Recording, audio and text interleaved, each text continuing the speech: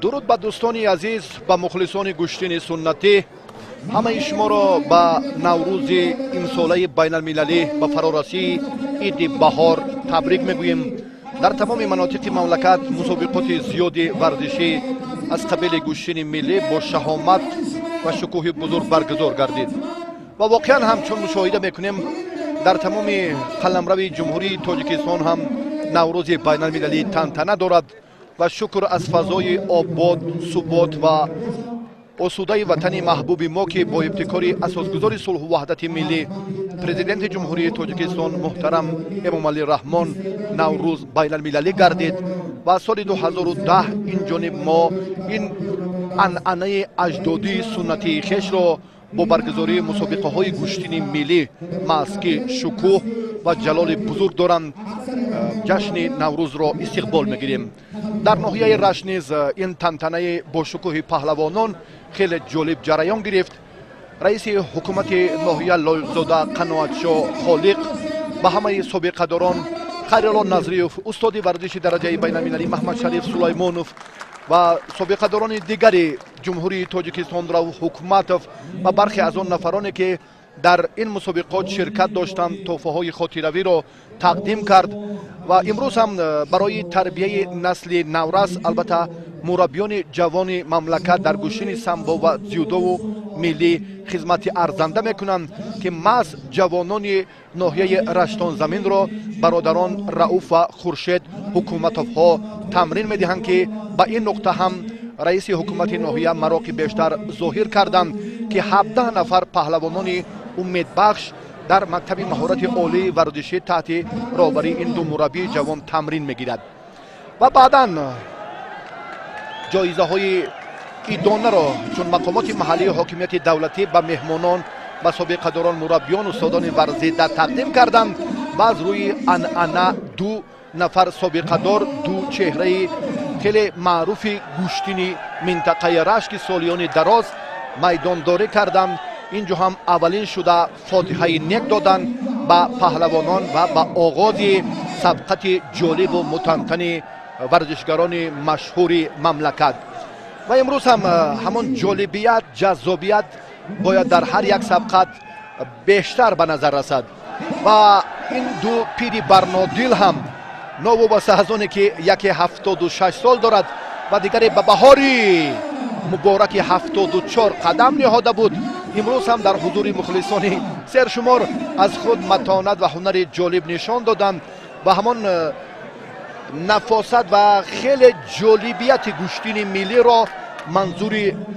мухлисон карданд ва ба насли наврас ҳам ин анъанаи неки аҷдодиро албатта мехоҳанд ки ба мерос гузоранд ва албатта боз ҳам гӯштини миллӣ ҷолибияташ, ҷаззобияташ маҳз аз ҳамон ҳолатҳо, лаҳзаҳои хеле ҷолибу мутантан ки зери мусиқӣ инҷо ҳам ба мусиқӣ тавъам мегардад ва дар майдон бояд ҳамин зебогӣ пурра инъикос ёбад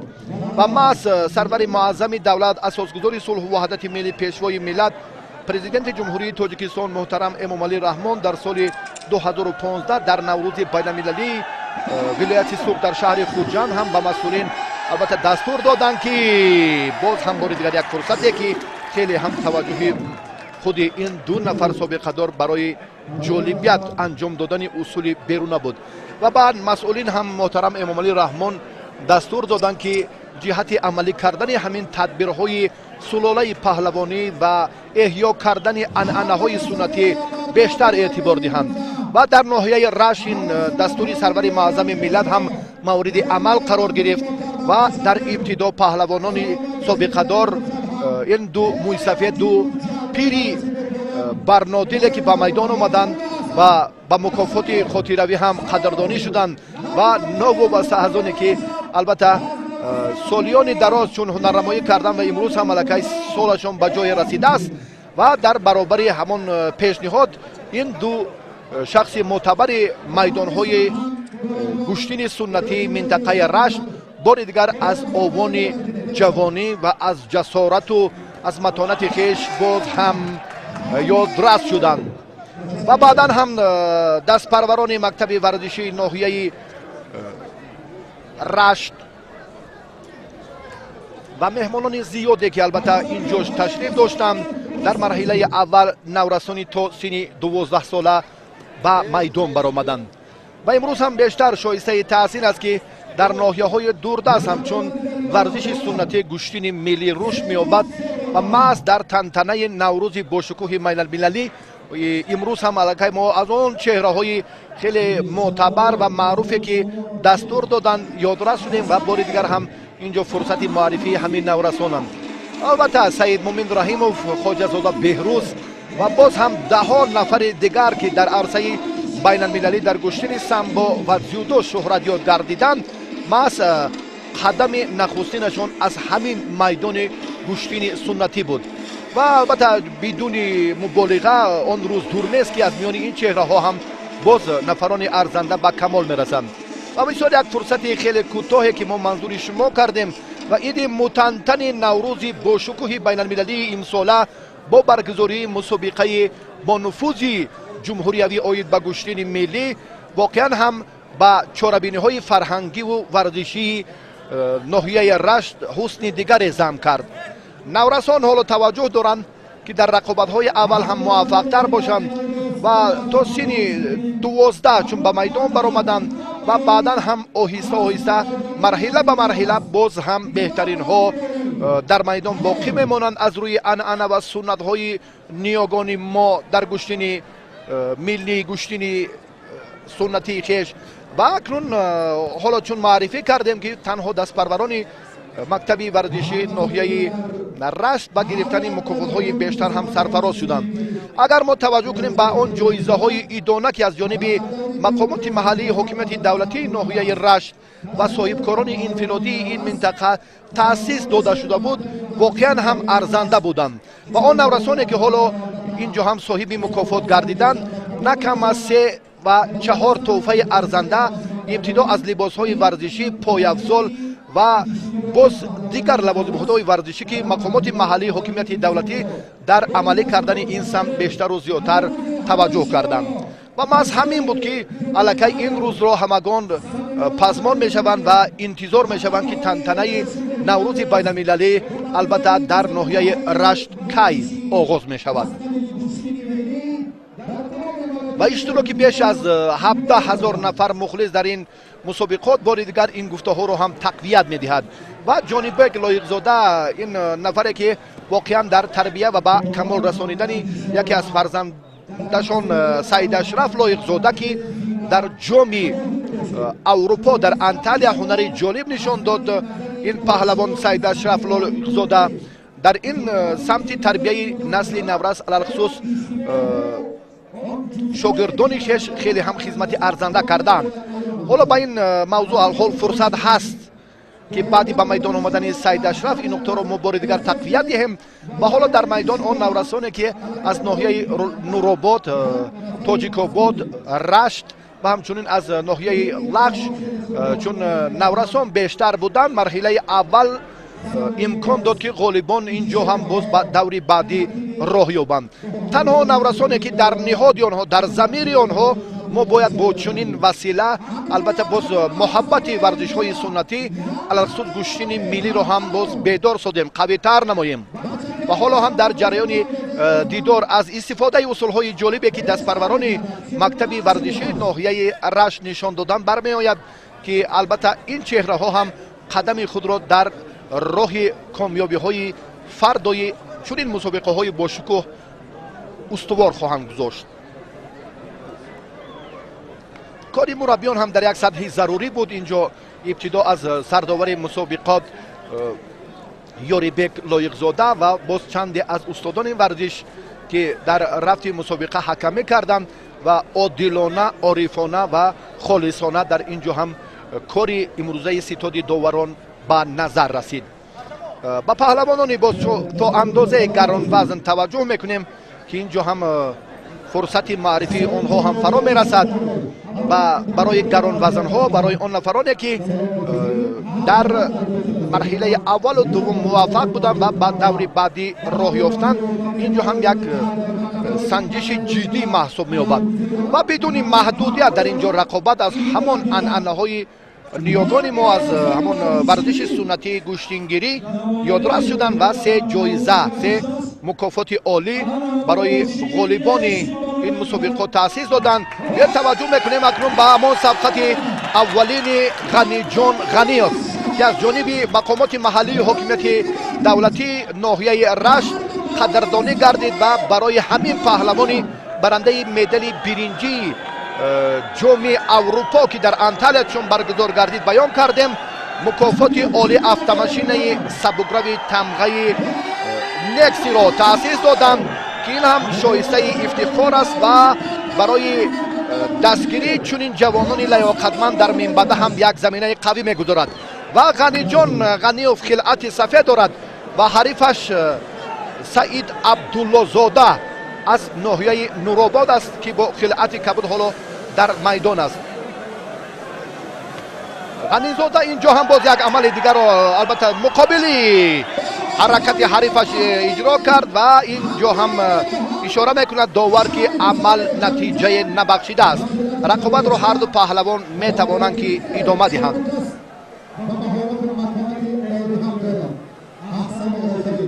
در حقیقت هم امروز چون توجهی بیشتر از جانب حکومت جمهوری تاجیکستان جهت عملی کردن تدبیرهای ضروری در سمت رشدیابی ورزش‌های سنتی علالخصوص گوشتین ملی باز بار دیگر مسئولیت خود مربیان و کمیته‌های مربوط به ساحه را در این سمت قوی‌تر می‌سازد. غنی جان استاد ورزش جمهوری تاجیکستان در گوشتین ملی در سامبو هم در چمپیونات مملکت میان جوانان خوب هنرنمایی کرد و در چمپیونات جمهوری تاجیکستان آید به گوشتین جودو نیز برنده مقام دوم افتخاری محسوب می‌یابد. و تعداد مخلصان در این ورزشگاه خیلی و خیلی زیادند و این از آن شهادت می‌دهد که مردم البته عنعنه‌های سنتی خویش را پیوسته پسمانند و همین جشن‌های باشکوه ملی و دولتی برای دایر نمودن چنین چهره‌بینی‌ها هم خیلی سازگار میباشند. غنی جان این چهره‌ای که الکی به کمال میرسد به سن البته مبارک 17 قدم نهاد و امیدواریم که این پهلوان در آینده هم نفوذ و شرف ورزش مملکت رو در عرصه جهانی باز هم بلند میبردارد. حریفش در این جریان چون خیلی و خیلی تلاش ورزید که دفاع کند وقت داوری برحق است و این نفر سید اشرف لایق زاده این چهره رو هم کارگردان منظوری ما کردن هم دسته خودی غنی جان غنیوف که هر دو هم در این مسابقات ناحیه رشت شرکت دارند. بعدا البته سید اشرف رو فرصت شد معرفی میکنیم. حالا غنی جان در یک امکانیت در حالت خیلی جالب است اما این پرتاب در گوشتین ملی بهاگذاری نمی شود. سرداوری مسابقات و بخش جوانان و ورزش ناحیه رشت هم بعد جریان رقابت هر یک پهلوان بیشتر اعتبار بدهند که البته داوران جوان مبادا به اشتباه راه ندهند. رقابت همانا ادامه دارد و غنی جان غنیوف خلعت سفید داشته پهلوانی که چون معرفی کردیم برای پرافشانی پرچم دولتی جمهوری تاجیکستان در عرصه بین المللی ماست در شهر انتالیای ترکیه هنرش هم از مد نظر مقامات محلی حکومت دولتی ناحیه رشت دور نماند و ماست برای استعداد ناتکرار است و برای قدرشناسی ارزش‌های بزرگ ملی و او این تحفه را چون پیشنهاد کردند در رقابت این پهلوان. این پرتافتی که در ابتدا هم اشاره گردید داور حلال بیان میکند اشاره داور که پرتافتی غنی جان غنیوف حلال است. اما اینجا هم باز بحث سرداور و داور مرکز راجع به همین پرتافتی پهلوان شهر دوشنبه غنی جان غنیوف و خورشید مجیدوف جهانگیر مجیدوف برادران واقعا هم در رفت مسابقات امروزه چون رقابت های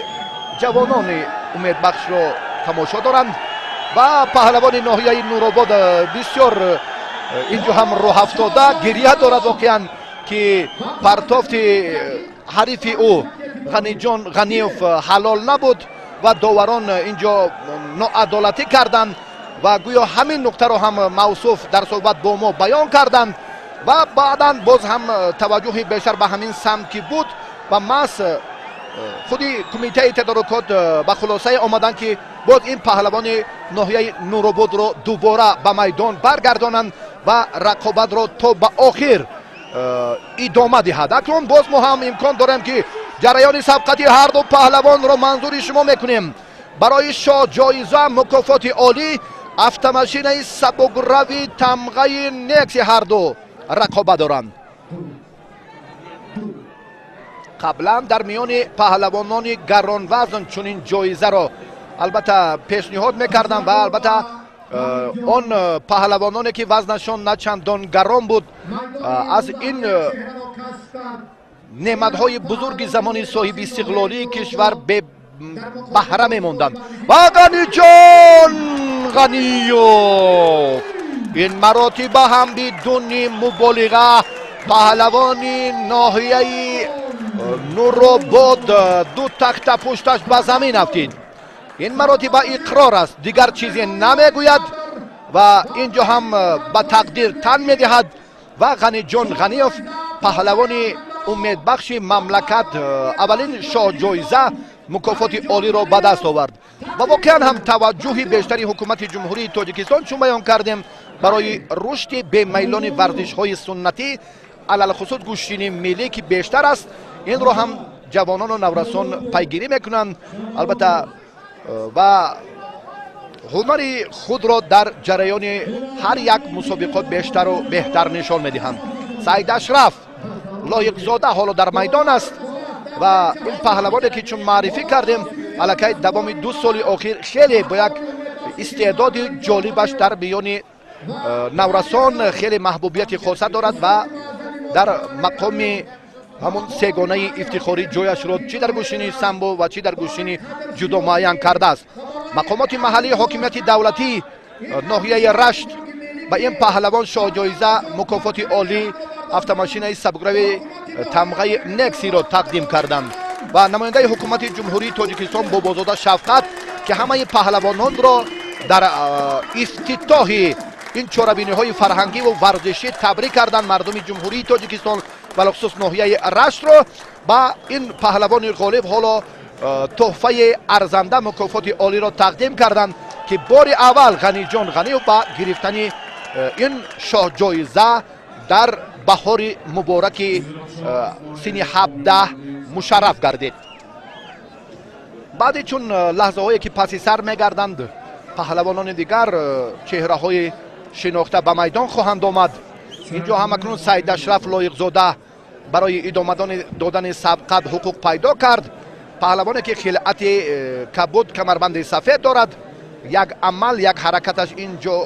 на чандон ҷолиби таваҷҷӯҳ буд, аммо мавсуф омода аст ки боз рақобатро дар доираи сабқатҳои аввали мусобиқаи кушоди ноҳияи рашт бо муваффақона идома диҳад. ва воқеан ҳам имрӯз як фазои ҷолибу идона ва ширкат ва ҳузури мухлисони сершумор боз ба тантанаҳои наврӯзи ноҳияи рашт шаҳомат ва шукӯҳи бузургро зам кард. ҳаводорон ва дӯстдорон ва ҷавононе ки имрӯз воқеан мехоҳанд ки пайрави ҳамон чеҳраҳои асил дар майдони гӯштини миллӣ бошанд. ҳамид абдуллоев аз шаҳри новосибирски федератсияи Россия паҳлавони хилъати кабуд дошта ва ҳарифаш ҷаҳонгир маҷидов аз ноҳияи муминобод паҳлавони устоди варзиши дараҷаи байналмилалӣ албатта дар рабдабандӣ паҳлавонони навраси сайёра соли 2017 дар мақоми аввал буд ва ба истиснои бархе аз натоиҷаҳои ғайри қаноатбахш мавсуф ҷояшро то андозе дар радабандӣ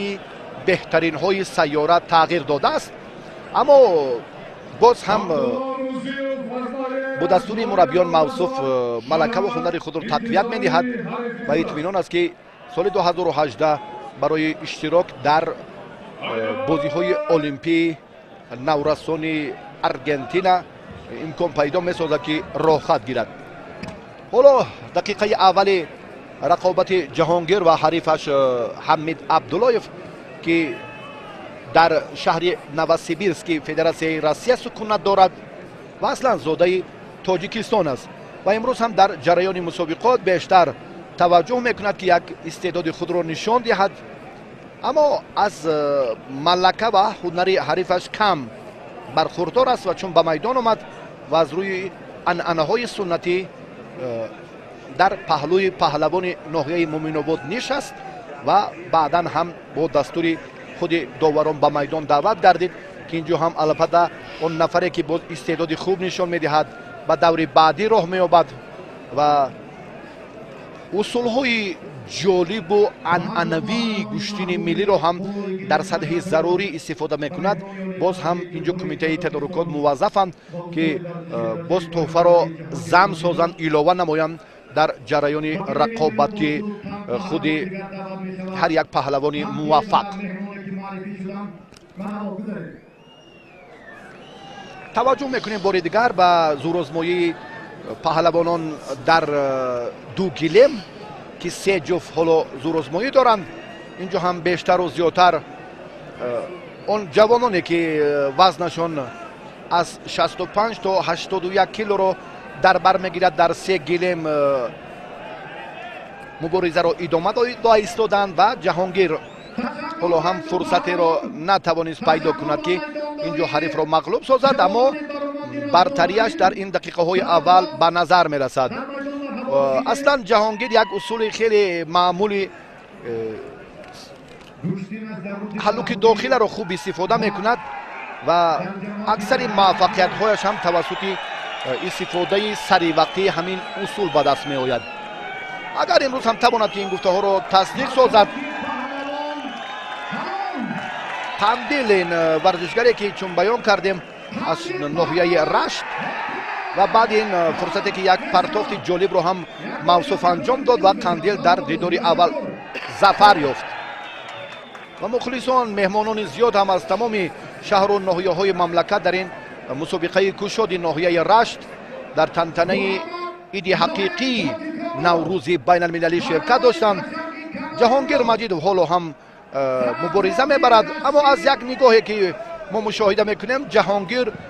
на он паҳлавонеро мемонад ки